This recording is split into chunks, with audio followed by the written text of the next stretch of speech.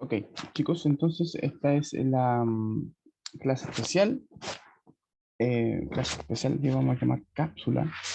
Esto a propósito de lo que estábamos haciendo en clase el día viernes pasado, ¿ya? Clase 17 del viernes 30 de julio, en donde nosotros hablamos de el libro Seda y aquí quiero hacer en esta cápsula, ¿cierto? Especial, agregar algunos elementos que tienen que ver con el análisis narrativo de esta novelilla, ¿vale? Así que explico el objetivo. El objetivo es ¿cierto? Que podamos explicar alguna estrategia de comprensión lectora y el propósito es elaborar una interpretación literaria considerando ¿cierto? La perspectiva del personaje central, en este caso, como criterio de análisis literario. ¿Ya? Ahí estamos entonces cumpliendo estos dos objetivos, el proponer distintas interpretaciones para una obra literaria y dialogar argumentativamente a propósito, ¿cierto?, de los contenidos que puedan resultar temáticos para eso, desde este libro en particular. Ok, Alessandro Barico entonces se da en la clase de ayer, se supone día jueves 29, estuvimos hablando, haciendo referencia, ¿cierto?, a las críticas, a la crítica especializada en torno al libro, y aquí una crítica de Rafael Pérez Castells que que resume o engloba más bien, ¿cierto?, el problema del tema de la obra en particular. Habla un poco, ¿cierto?, también de lo que significa esta novelilla para, eh, para el deleite de la lectura, ¿cierto?, para el lector promedio. Dice, Seda es una bellísima historia de amor disfrazada de libro de viajes. A ver, Jean Cor, el viajero, ¿cierto?, que es protagonista, de la perspectiva de la que nos vamos a colgar, ¿cierto?, no es el verdadero protagonista, dice, porque esta es la historia de tres mujeres que manifiestan su amor en un gesto que se convierte en metáfora de cada una de sus vidas. Claro, el crítico acá, Rafael Pérez, destaca tres personajes que son en este caso secundarios para la trama, digamos, para la trama, la acción central, ¿cierto?, de esta novelilla. Seda es un hermoso libro de viaje disfrazado de historia de amor. Dice, da vuelta el concepto. Alessandro Barico nos cuenta el viaje como una escena estática que utiliza para crear la sensación de distancia, de alejamiento de las raíces. El tránsito no importa, dice, porque esta historia es otro viaje, el viaje interior de el protagonista, Herb Joncourt, ¿cierto? Que como muchos nómadas, termina encontrando una cierta paz en su jardín. Seda no es una historia, es una galería en la que el autor ha colgado los retratos de sus personajes. Son telas con pocas pero hábiles pinceladas, me refiero cierto como a cuadros, que que recrean un mundo irreal y mágico habitado por seres más parecidos a seres mitológicos que a burgueses de finales del siglo XIX. Claro, básicamente esta distinción que hace el autor de los personajes y la idea, ¿cierto?, de cómo los retrata el autor específicamente, ¿cierto? Em, Hace alusión a que la obra está escrita en una época totalmente diferente, ¿cierto?, de la que de la que él vivió. Piense que el autor, Alessandro Barico, como vamos a ver a continuación, es un autor del siglo XX, más para el XXI, ¿cierto? Y esta historia está ambientada a finales del siglo XIX, si se entiende la idea, ¿cierto? Entonces, claro, ahí hay una diferencia. Y las novelas, preferentemente de esa época, del siglo XIX, las que eran de esa época, escritas por autores de esa época, eran totalmente diferentes, mucho más desarrollados los caracteres de los personajes, mucho más desarrollado la ambientación, mucho más desarrollada, ¿cierto? La trama desde el punto de vista de las costumbres. Acá no, pues, acá los personajes son bastante, bastante escuetos desde el punto de vista de su construcción, bastante sintética, ¿cierto? Ya eso es lo que alude justamente. Dice, por eso que son como son como cuadros, y como son poquitos personajes también, no está centrado básicamente en ellos, sino en en sus vivencias, en unas vivencias, ¿cierto? Que son claramente distinguibles porque no presentan, digamos, mayor confusión, ¿ya? eh, o mayor profundidad en su construcción más bien. Seda puede que ni siquiera sea un libro, dice, se trata de un complejo kanji, como escritura japonesa, ¿cierto? A propósito de los ideogramas que son representados, ¿cierto?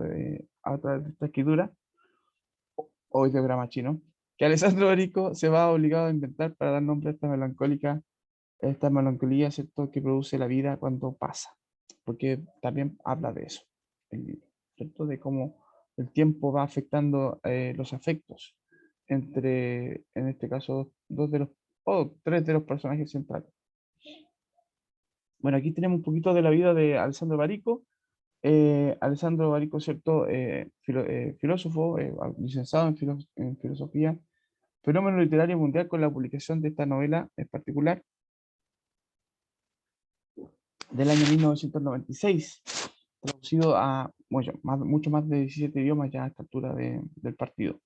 Solo en España ya ha superado, ¿cierto?, las 40 ediciones. De hecho, éxito de ventas todavía. Y vamos a hablar de un fenómeno que en clase nosotros mencionamos y que es el del long seller, ¿cierto? Yo lo voy a ver si lo puedo escribir aquí para que ustedes puedan entenderme de qué estoy hablando. Es un long, así tal cual, long de largo, ¿cierto? Y eh, la palabra seller, como bestseller, ¿cierto? De ahí viene la idea, ¿cierto? Que como un éxito de venta, esto quiere decir que como un éxito de venta más allá del tiempo, como que ha sido un éxito de venta, una obra, ¿cierto? Que se destaca por su permanencia, ¿cierto? Por su vigencia. Eso es así lo catalogan esta novelilla y cuando digo novelilla no lo digo despectivamente, sino porque es bastante breve, es muy escueta, ¿cierto? La obra esta obra en particular que habla em, del mundo, ¿cierto? De la producción de seda. Pero bueno, entre otros temas que trata esta novelilla. Ok, entonces volvemos a la presentación. Dice, detesta esta historia, ¿cierto? Este autor esta novelita, conceder entrevistas. Bueno, si es bien cierto, entrevistas propiamente tal, tiene réplica. Hay algunas charlas, ¿cierto? Que él ha dictado a propósito del concepto de literatura, que es para él la literatura. Y también destaca esta presentación en particular la idea de que este autor está muy bien dedicado, ¿cierto?, al tema estructural, a la forma, ¿cierto?, y al contenido de lo que debe ser una novela de esta época, digamos.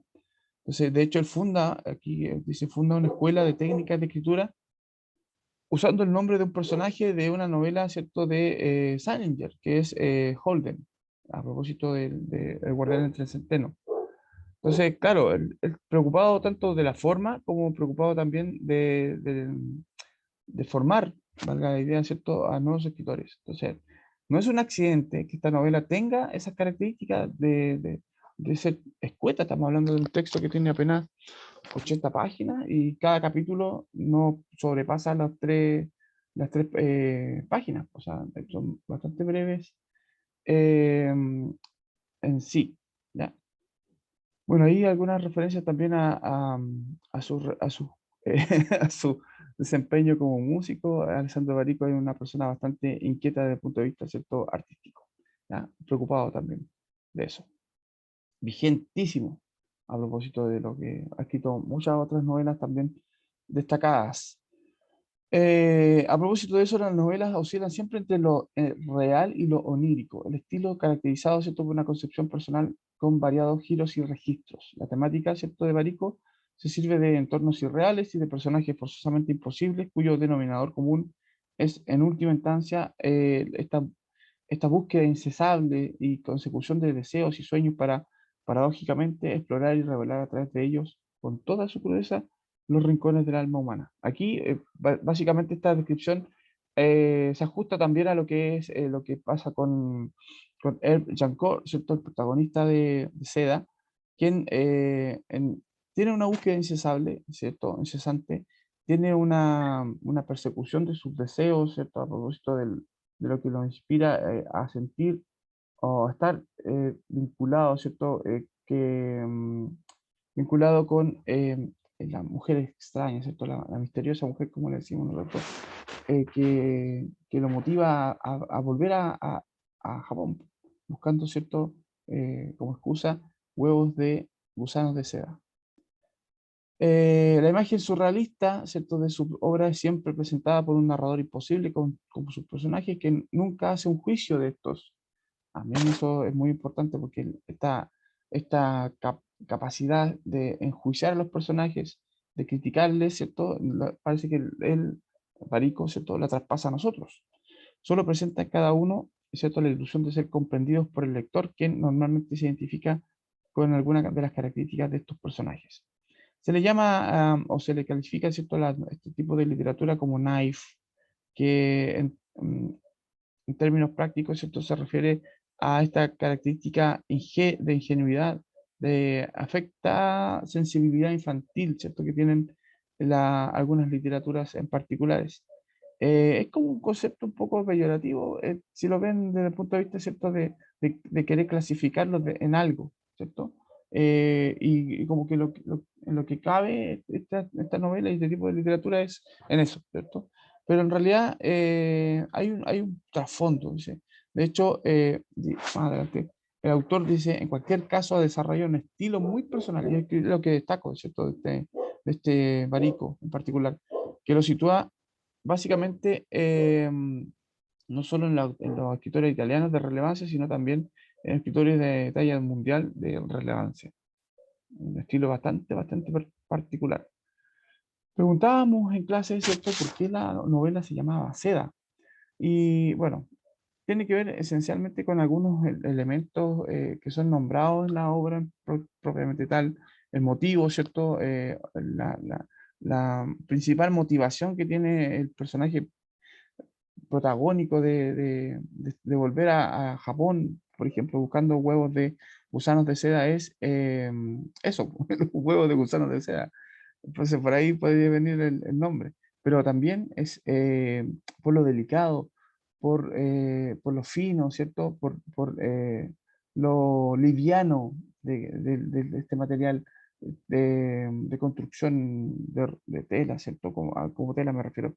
Em, También es como lo que separa justamente porque hay un velo se entiende, ¿cierto? Los protagonistas, entre la relación que pueda tener, ¿cierto? Extramarital de Janko con la misteriosa mujer, ¿cierto? Porque ellos nunca llegan a tener un contacto físico propiamente tal, o sea, de piel con piel, sino a través de justamente esto que se llama seda.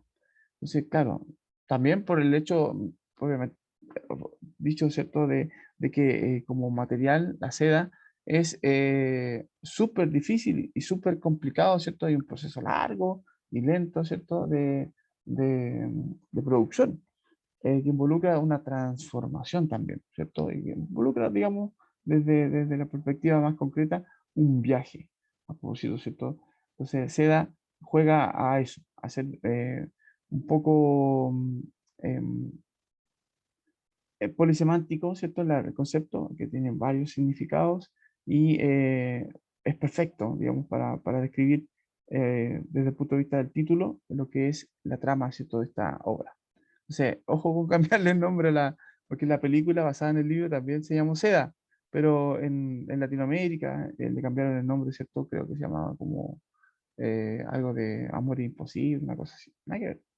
Nada que ver. Pierde el sentido. Bueno, aquí un dato que no estaba en la clase en particular, y lo voy a hacer concreto para que ustedes entiendan a propósito de la idea del no juicio que hace el autor a través del narrador, ¿cierto? Sino que ese juicio como que lo traspasa a nosotros. Nosotros somos los responsables de ponerle apellidos, ¿cierto? O para ponerle valores, ¿cierto? A los personajes y qué sé yo. Bueno, eso básicamente porque el narrador, el tipo de narrador que predomina en esta obra es un narrador externo, no participa de los hechos, No es un personaje de la historia, ¿cierto? Está escrita esta novela preferentemente en una tercera persona gramatical que parece ser como un poco objetivista de repente, propio uso del narrador, ¿cierto? Del siglo XIX, estamos hablando, ¿cierto? Que esa es la ambientación de la novela, pero que por las características, ¿cierto? De ubicuidad de repente que tiene y de traspasar un poco más los límites de lo concreto a lo inmaterial, como podrían ser los pensamientos, los sentimientos, las emociones y los recuerdos, ¿cierto? Entonces hablamos de un narrador de tipo omnisciente, focalización cero, conocimiento total, ¿cierto? Aunque, como les digo, no es un narrador que se dedique a describir con lujo de detalles todo, o con lujo de detalles, ¿cierto? Lo externo como lo interno, ¿cierto? En la trama, sino que va pincelando como un cuadro, ¿cierto? Va dando pinceladas simplemente ¿cierto? De esto que está contándonos, ¿ya? Pinceladas igual significativas para poder entender la obra. Bueno, aquí tenemos algunos detalles con respecto a los personajes. Tenemos, ¿cierto? A nuestra mujer misteriosa que motiva al autor, ¿cierto? Como que hay, obviamente que hay una reciprocidad con respecto al sentimiento. Ella cautiva, ¿cierto? Estas características que tiene, que son más que de una mujer de Japón, ¿cierto? O japonesa, nipona. eh, es como una mujer extrañamente blanca y con ojos que no tiene estas características, ¿cierto? Obviamente tal de la gente de Japón. Entonces, claro, eso le llama mucho llama mucho la atención, ¿cierto? A El Janko cuando va a visitar este lugar para poder hacer negocios un poco ilícitos con respecto al, al- a los gusanitos de seda. Y la ve a ella y queda como prendido de ella, ¿cierto? De su belleza. Y ella, ¿cierto? Lo motiva a regresar, ¿cierto? Dándole algunos matices de coqueteo, como es una notita que le deja a propósito en su mano, eh, que dice regresar o morir, que él se desvanea los sesos, ¿cierto? Tratando de buscar un- una persona que le traduzca y ahí conoce, ¿cierto? A otro personaje importante que vamos a mencionar más adelante. Ahí está la esposa de Eve Jancourt, ¿cierto? Hélène Jancourt, que es como jugando con las relaciones intertextuales, es como una Penélope, ¿cierto? Porque ella siempre se mantiene al pie del cañón, ella aparentemente está congraciada con esta idea de que su marido sea quien provea al pueblo, ¿cierto? La Ville de Dieu, eh, a propósito de cambiar un poco el paradigma económico del pueblo a través de, ¿cierto? De la producción de seda. Entonces, como ella ve a este hombre como un benefactor del pueblo y se siente muy orgullosa de él, por supuesto. Sin embargo, con el pasar del tiempo se da cuenta también que hay algo más que lo motiva a ir a Japón. Ella empieza a sospechar, ¿cierto? Yo creo que ella tiene que haber descubierto algo, ¿cierto? Se da y se deja entrever eso, precisamente, y a propósito, ¿cierto? De un elemento crucial que vamos a ver también. Entonces ella permanentemente le dice o da la idea, ¿cierto? De que está a su espera, está como aguardando siempre su espera y amándolo siempre, la fidelidad a toda prueba.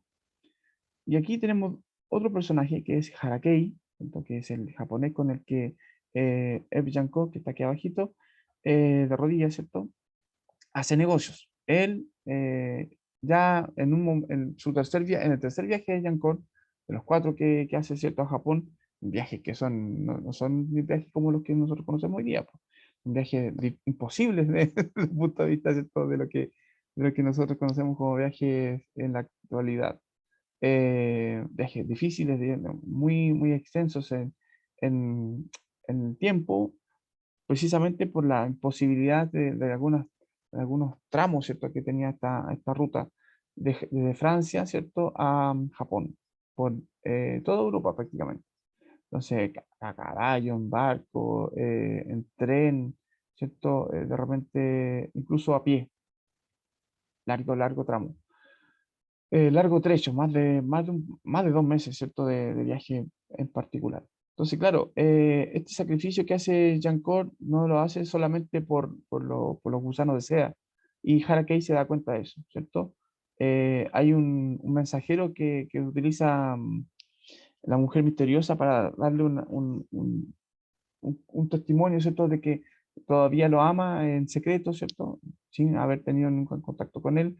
Eh, y ese mensajero, ¿cierto? El que lleva un testimonio, ¿cierto?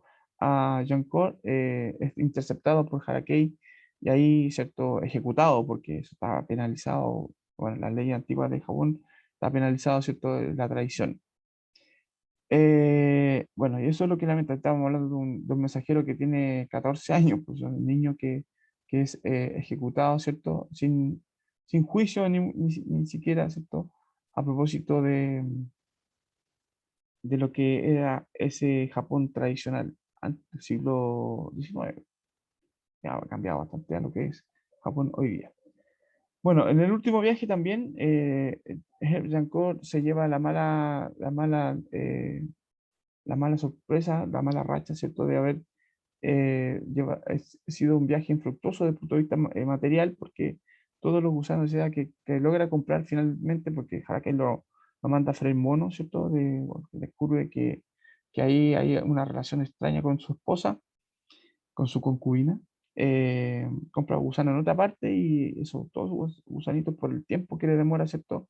De encontrar dónde estaban ellos, eh, se mueren, pierde toda esa inversión, que no es menor. Otro detalle importante es la presencia de personajes históricos, por lo menos uno, que es en este caso Louis Pasteur, ¿cierto? Químico y bacteriólogo, ¿cierto? Francés, que trabaja justamente desde el punto de vista microbiológico en descubrir por qué los gusanos de los que los franceses se estaban nutriendo se morían y eso afectando obviamente la producción de seda. Entonces eso es como la principal carta, ¿cierto?, que tiene Herb Jancourt a propósito de viajar a buscar el gusano de seda en un lugar donde esta peste, la pebrina, ¿cierto?, no afectara a los huevitos de los gusanos de seda.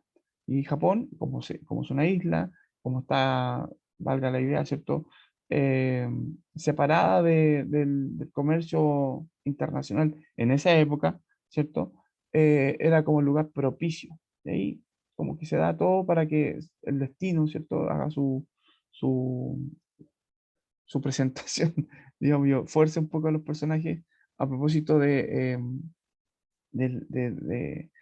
motivar un poco la trama. Bueno, también hay de señalar que Luis Pastor es como lo que viene a ser nuestra, nuestra evolución con respecto a la literatura, porque de un punto hasta parte, ¿cierto? Esta historia puede ser considerada como romántica, y lo que viene después del romanticismo como época, justamente es el realismo, fuertemente influenciada, ¿cierto? Esta nueva corriente literaria y artística por los avances de la ciencia y la tecnología.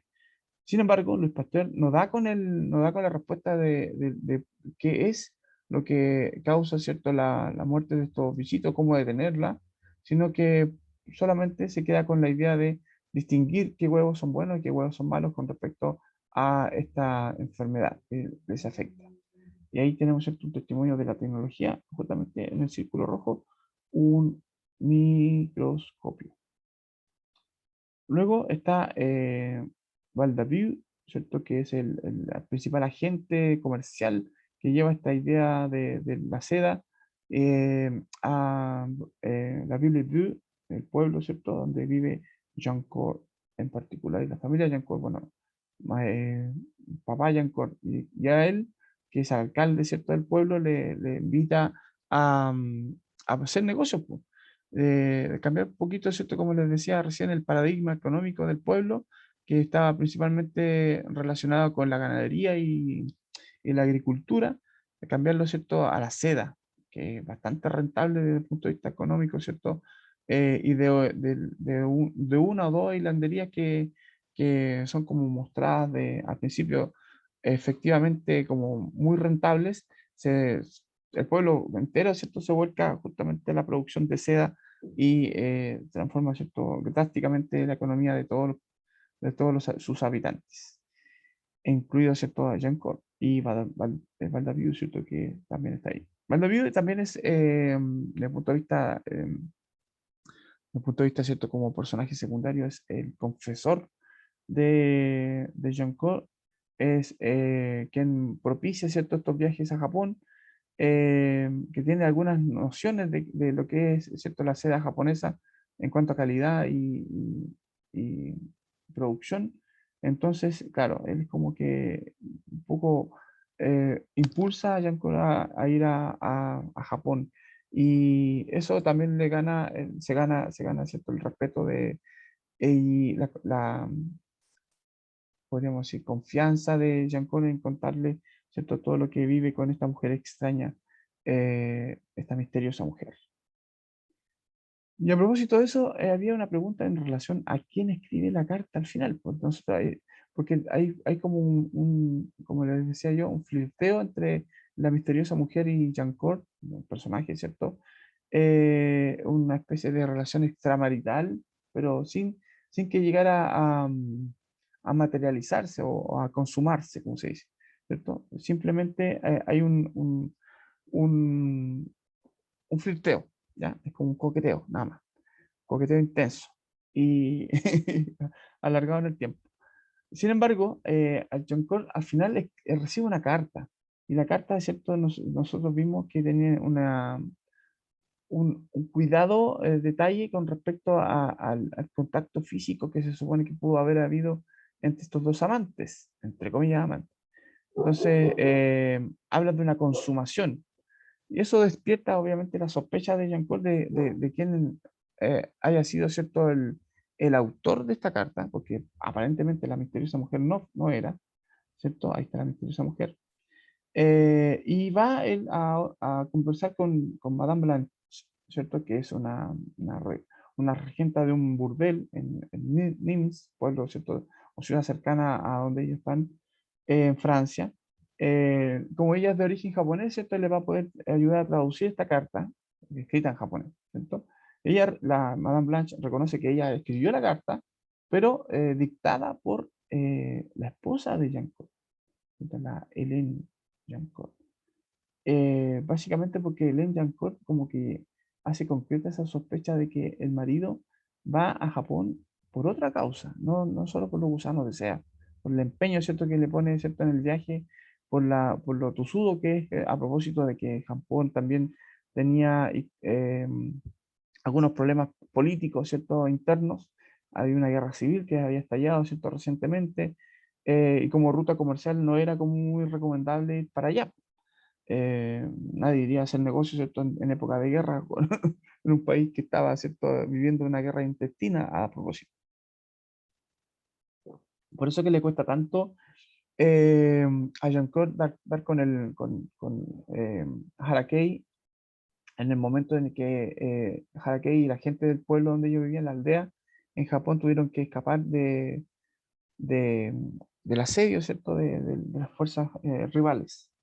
Me acuerdo si ellos son rebeldes y están en contra, ¿cierto?, del imperio japonés, a propósito, armas que usaban, ¿cierto?, que son justamente provistas de algunos inescrupulosos comerciantes europeos, principalmente ingleses y franceses. Bueno, una curiosidad. Blanche reconoce, ¿cierto? Porque la esposa de Jean-Claude fallece de una enfermedad que nosotros creemos que es meningitis, porque son fiebres cerebrales, ¿cierto? Las que afectan a esta mujer y fallece. Y en la sobrevivencia, ¿cierto? Jean-Claude se da cuenta de que es ella la que siempre estuvo enterada y le rinde culto, ¿cierto? También a su esposa, el amor fiel que ella le tuvo a propósito construyendo ese jardín que habían empezado a construir juntos. Bueno, antes de que ella falleciera, entonces recibe esta carta y él se da cuenta de que ella sabe, ¿cierto? Obviamente después de eso no vuelve nunca más a Japón, porque no hay ningún contacto, ¿cierto?, de nuevo con la misteriosa mujer bajo ningún pretexto, porque la carta deja bien claro que, bueno, deja bien claro que es como una advertencia pasiva, ¿cierto?, de la esposa a que eso no vuelva a suceder, dando a entender de que es ella la autora. Y por la intensidad del amor que siente, ¿cierto? O la atracción que siente Jean-Cor hacia la misteriosa mujer, decimos, ¿cierto? Que Madame Blanche reconoce que ella, ella destaca justamente que la esposa de Jean-Cor siempre deseó ser esa mujer de la que él estuvo enamorado, o motivado, ¿cierto? O encaprichado, no sé, que es la misteriosa mujer. Ahí está, ¿cierto? Entonces la autora de la carta es la esposa de Jean-Claude, Hélène. Finalmente, a propósito de esta idea del paso del tiempo y cómo también el paso del tiempo va afectando las relaciones, va como modificando la motivación en torno a, ¿cierto?, a la vida, eh, que va cambiando, ¿cierto? Va madurando uno de los afectos. Eh, Jean-Claude tiene una reflexión en torno, ¿cierto?, a al laguito que se construye en este jardín, porque él llega a ser muy rico, ¿cierto?, económicamente hablando. Construye un jardín hermoso a propósito, junto con su esposa al principio y finalmente cuando ella fallece, lo visita permanentemente. Es un lugar como de reflexión. Y dentro de la reflexión está también la descripción del agua. El agua es un elemento, bueno, la hora está llena de simbolismo, ¿cierto? Los pájaros, enjaulados, no enjaulados, que representan, ¿cierto?, también eh, la fidelidad, de alguna manera. Regalos exóticos que hacen los maridos, ¿cierto?, a las esposas japonesas que son fieles. Bueno, en algún momento unos mensajes que se mandan a través justamente de la idea de los pajarillos, entre Yancor y la misteriosa mujer. El agua, como les decía, que es un elemento de purificación, de limpieza, también de transmisión de la emoción, ¿cierto? De la seducción y en el final de la historia, ¿cierto? Un espejo de lo que será, ¿cierto?, la vida de John Cole. Aquí, ¿cierto?, lo menciono. De vez en cuando, en los días de viento, bajaba a través del parque hasta el lago y permanecía ahí durante horas en la orilla, mirando cómo la superficie del agua se agitaba, formando figuras imprevisibles que brillaban sin orden en todas las direcciones. El viento era solo era uno solo. Pero sobre aquel espejo de agua parecían miles los que soplaban. De todas partes, un espectáculo leve e inexplicable. Bueno, ahí yo le agregué una imagen a esta presentación que tiene también que ver con el otoño de la vida, pues, a propósito de las hojas que caen sobre la superficie del agua. Preguntas que tenían que ver esencialmente con esto de cuestionarnos el motivo de la historia y la reflexión en torno, ¿cierto?, a la idea de por qué arriesgar todo lo que se logra justamente en una vida, por qué arriesgar ese vínculo, ¿cierto?, fuerte que tiene Jean-Claude con su esposa por un amor que estaba prohibido por todos lados, ¿cierto?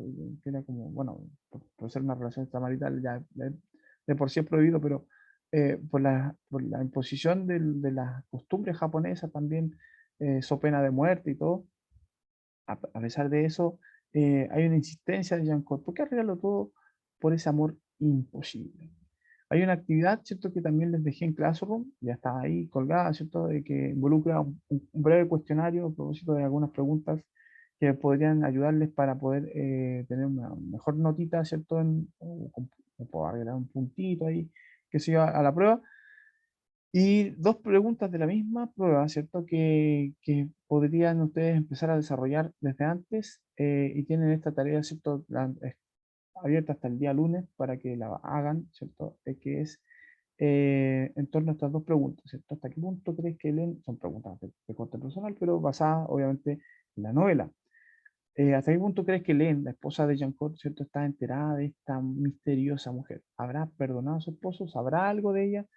Primero que todo, vean esa respuesta, ¿cierto? Y en torno a esa pregunta, a esa respuesta, perdón, ver si hay perdón o no, si existe legítimo perdón. Y la 26 dice, ¿cuál crees que es la motivación de Jean-Claude para sostener esta ilusión amorosa, porque nunca fue una relación propiamente tal, concreta, consumada, ¿cierto? ¿Y qué hubiese pasado si se hubiese consumado el idilio? Piensen, cada vez se cambiaba la trama, la suerte del protagonista, qué pasa en ese sentido, ¿cierto? Se podría haber divorciado, haber perdido todo, la economía, su riqueza, no sé. Una, una pregunta bien capciosa. Ya en el epílogo, entonces, hemos visto cómo, cómo es esto de analizar una obra literaria considerando elementos contextuales, eh, lo cual se transforma en algo muy relevante para poder entender a cabalidad el sentido de una obra. Da para mucho más, ¿ah? Yo aquí no quiero extenderme mucho, pero el análisis da para mucho, mucho más. A pesar de que la obra es bastante breve, el análisis propiamente tal, y eso es el ejercicio, eso es lo que hace la idea de esta novela, pues, entregarnos a nosotros como la, la posibilidad de terminar de construir el sentido de esta obra, de darle como que nos da es como un coqueteo, pues, es como la historia propia de los personajes, un coqueteo con nosotros como lectores. El autor nos da como un indicio muy escueto de lo que podría ser una historia de amor, y nosotros somos los que construimos, ¿cierto? Todo lo demás, pues. Le damos como el color que le falta, ¿cierto? A esta pintura, le damos como el resto de la pincelada. Entonces, en ese sentido es súper importante entender también que la literatura juega a eso, juega al flirteo entre el autor, ¿cierto? Y nosotros los lectores. Próxima clase, bueno, vamos a volver al tema que nos conlleva. De hecho, la próxima clase es más rato, de manera virtual. Ya estoy pensando en que estamos a día jueves. eh, y que vamos a hablar de otra cosa totalmente diferente, pero relacionada de alguna manera con este librito. ¿Ya? Vamos a hablar de los mapas mentales. Eso pues, chiquillos. Que estén bien. Cuídense mucho. Show, show.